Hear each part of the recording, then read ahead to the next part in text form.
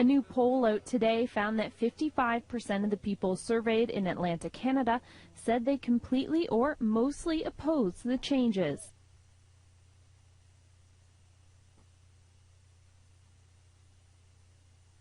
Shiloh this afternoon, more anger on the streets caused by EI changes.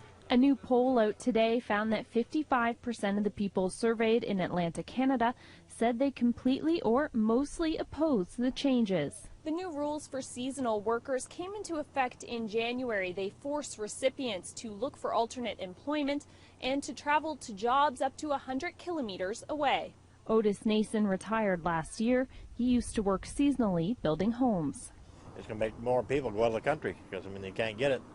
But you've got to have money every week to live, and if you haven't got it, you're just not getting by. The poll done by Corporate Research Associates found opposition to the changes is strongest in PEI and here in New Brunswick.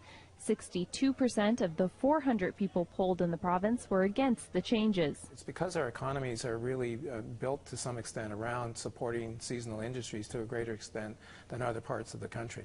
Don Mills says it makes sense that it would be most strongly rejected in the provinces with the most seasonal workers.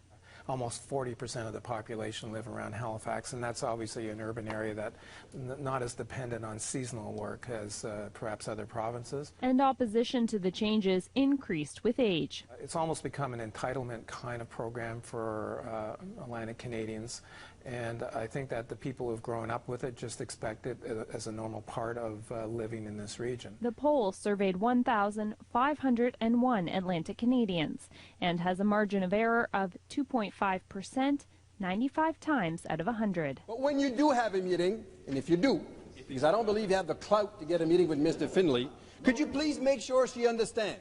Liberal MLA Roger Melanson voiced his concern about the loss of 5 EI appeal boards in the province. The new rules would instead see one board nationally. Melissa Oakley, CBC News, Fredericton.